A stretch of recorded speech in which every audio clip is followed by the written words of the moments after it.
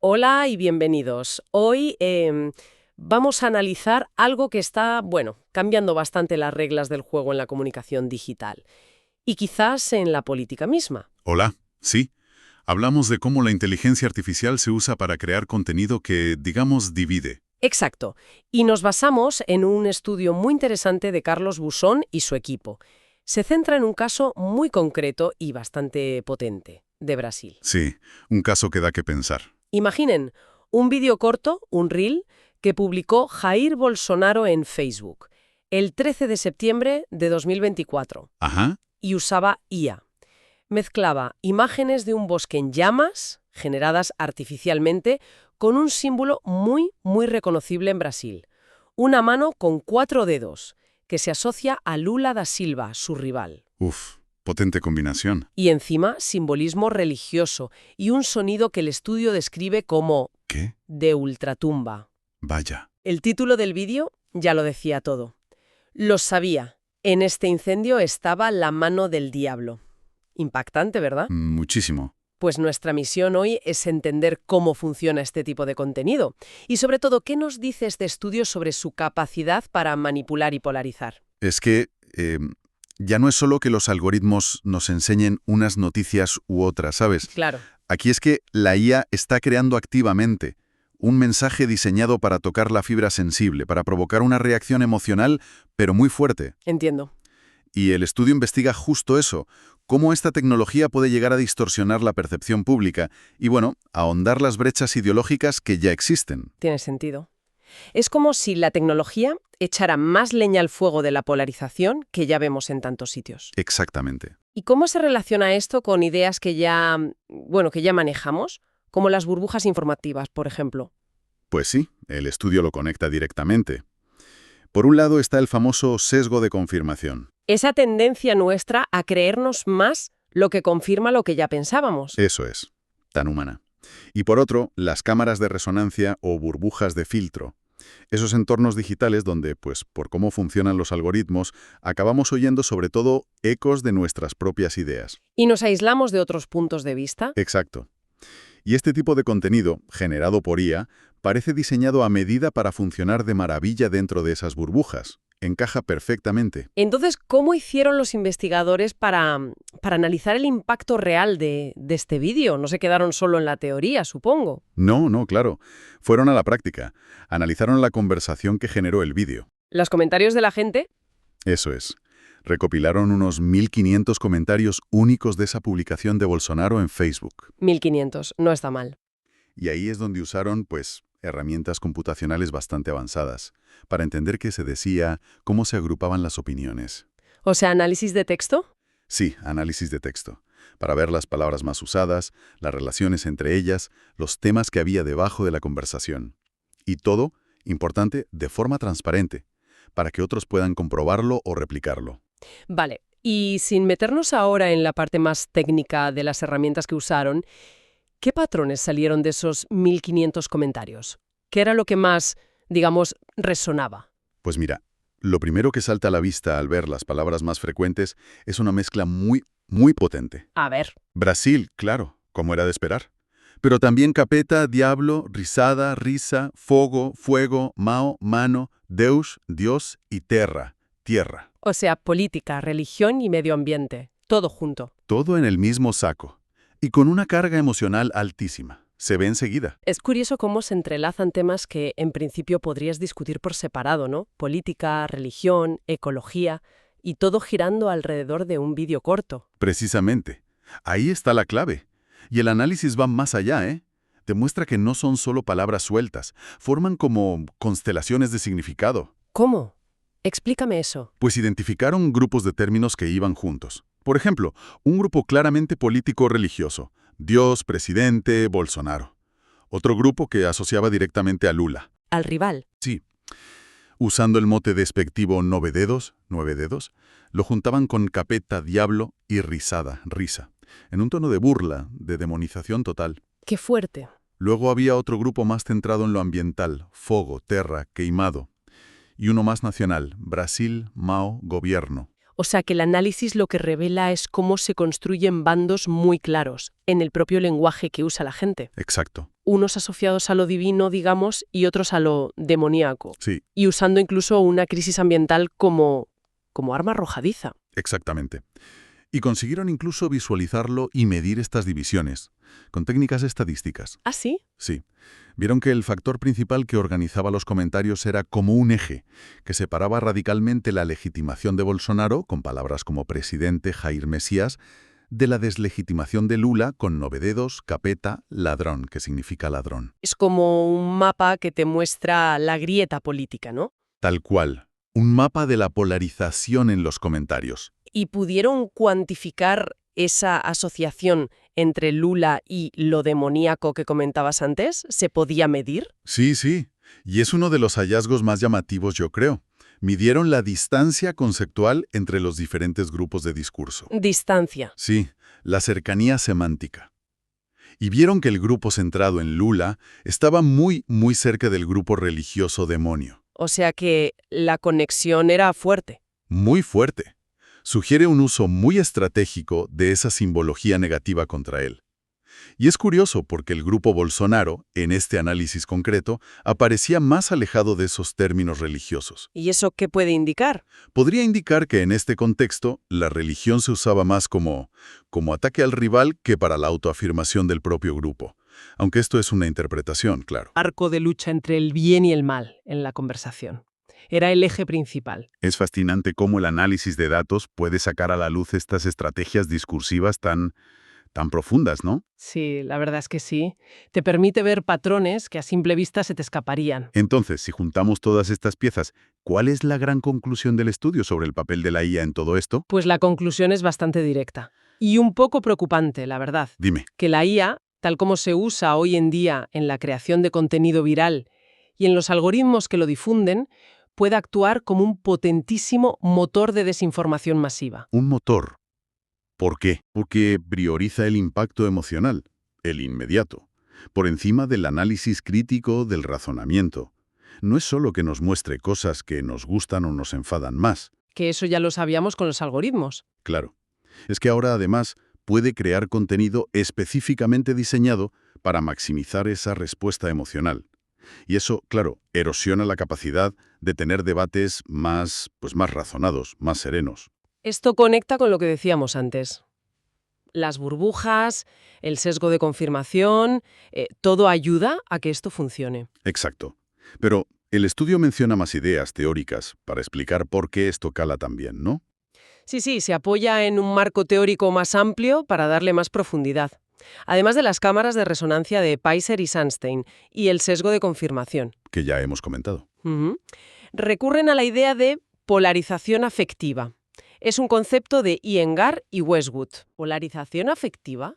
¿Qué es eso exactamente? Pues sugiere que, a veces, lo que más une a un grupo político o ideológico no es tanto la afinidad en las ideas, Sino la antipatía, el rechazo, incluso el odio hacia el grupo contrario, el ellos. Ah, entiendo. El sentimiento anti-otro es más fuerte que el pro-nosotros. Algo así.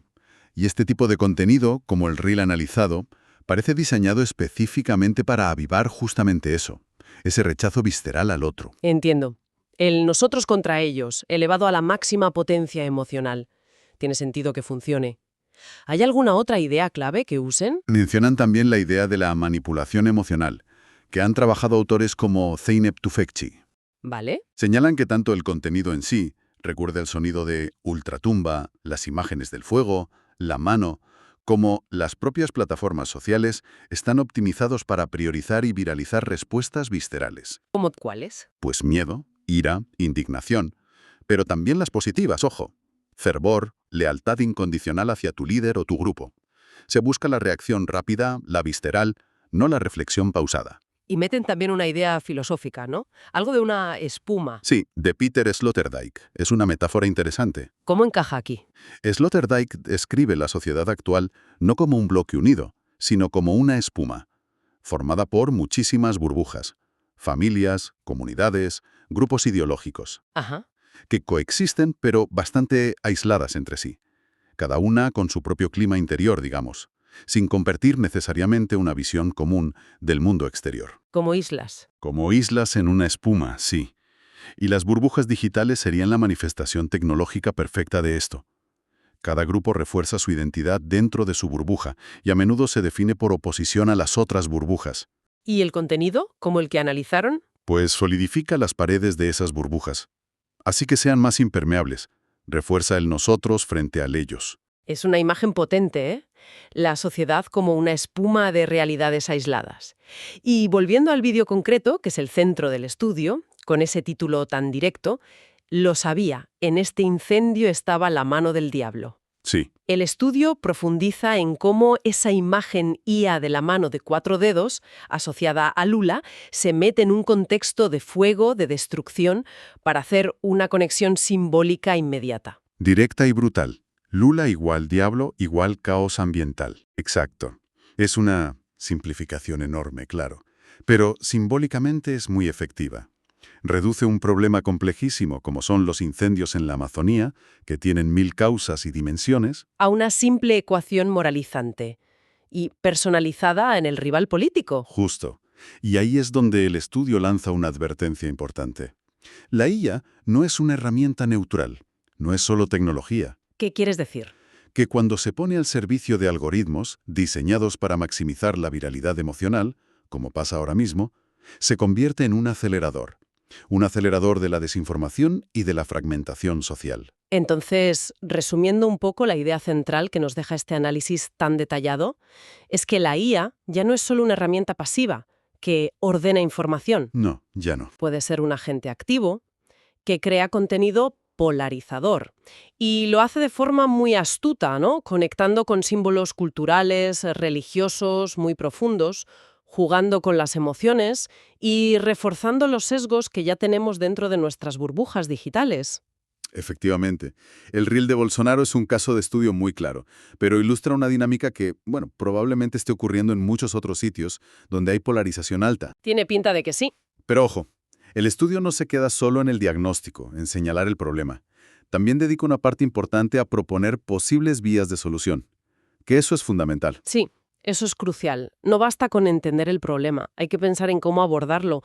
¿Qué proponen los autores? ¿Qué se puede hacer? Pues plantean 3 líneas de acción principales. La primera es algo que llaman trazabilidad obligatoria. Trazabilidad, seguir el rastro. Exacto. Sugieren que todo contenido que haya sido generado o alterado de forma significativa por IA debería llevar una marca, una etiqueta clara, visible, que lo identifique como tal. ¿Como un hecho con IA o algo así? Algo así.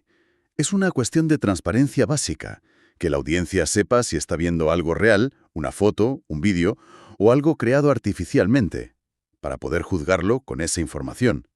Parece lógico, la verdad. Saber el origen de la información es fundamental para poder evaluarla críticamente. ¿Cuál es la segunda propuesta? La segunda es muy interesante. La llaman alfabetización mediática emocional. Emocional, no solo mediática. No solo mediática.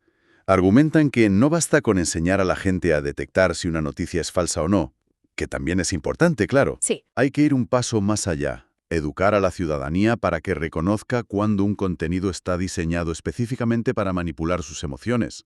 Para provocar miedo, indignación, euforia. Exacto.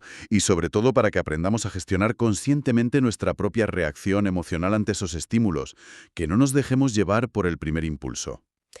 Es interesante. Es como desarrollar un sistema inmunológico emocional contra la manipulación. No solo detectar el virus, la desinformación, sino saber cómo reaccionar ante él sin que nos controle. Muy buena analogía. Va por ahí. Y la tercera vía, la tercera es más estructural, digamos. Va a las plataformas. Proponen una supervisión corregulada de los algoritmos de recomendación. Supervisión corregulada. ¿Qué significa eso? Pues que haya auditorías externas, independientes, periódicas, de cómo funcionan esos algoritmos que deciden qué vemos y qué no. Y que se publiquen métricas sobre qué tan diversa es la información que realmente muestran a los usuarios. O sea, más transparencia sobre las cajas negras de los algoritmos. Eso es. Y el objetivo último es presionar para que las plataformas rediseñen sus algoritmos, que no estén optimizados solo para una cosa, mantenernos pegados a la pantalla a base de emociones fuertes. sino que también consideren otros factores. Claro, que fomenten, por ejemplo, una exposición a perspectivas diversas, o incluso, idealmente, una deliberación más constructiva, más democrática. Aunque eso ya es más complicado, claro. Trazabilidad, educación emocional y rediseño de algoritmos. Son propuestas ambiciosas, porque tocan la tecnología, la educación, la regulación de las grandes plataformas. Sí, no son soluciones fáciles, pero apuntan en direcciones necesarias, creo yo. Y el estudio advierte que estos patrones de polarización asistida por IA podrían ser un fenómeno global, no solo de Brasil, sino en cualquier sociedad que esté dividida. Sin duda. Las dinámicas psicológicas y sociales que explotan estas tecnologías son bastante universales. Aunque los símbolos concretos, los temas, varíen de un lugar a otro, la mecánica de fondo puede ser muy similar. Y esto nos deja con la reflexión final que plantean los propios autores. Hablan de la necesidad de civilizar la inteligencia artificial. Sí, civilizarla. Reconocen que la IA tiene un potencial enorme, para bien y para mal, pero que, tal como se está usando en muchos casos, sobre todo en el ámbito político y social, puede exacerbar conflictos. Puede ser muy destructiva. Entonces, si aceptamos que esta tecnología podría teóricamente usarse también para fomentar el diálogo o la comprensión mutua, la gran pregunta que queda en el aire es: ¿Cuál? ¿qué otros pasos, además de los que ya hemos mencionado, deberíamos dar como sociedad, a nivel global quizás, para asegurarnos de que la IA se desarrolle de una manera que fortalezca la democracia y el entendimiento mutuo, en lugar de minarlos? ¿Cómo civilizamos esta herramienta tan potente? Es la pregunta del millón, ¿verdad? No hay respuesta fácil. Requiere un debate social, ético, político, muy profundo. Pues con esa pregunta nos quedamos reflexionando. Ha sido un análisis muy revelador. Gracias por acompañarnos en esta inmersión a fondo. Gracias a vosotros. Hasta la próxima exploración.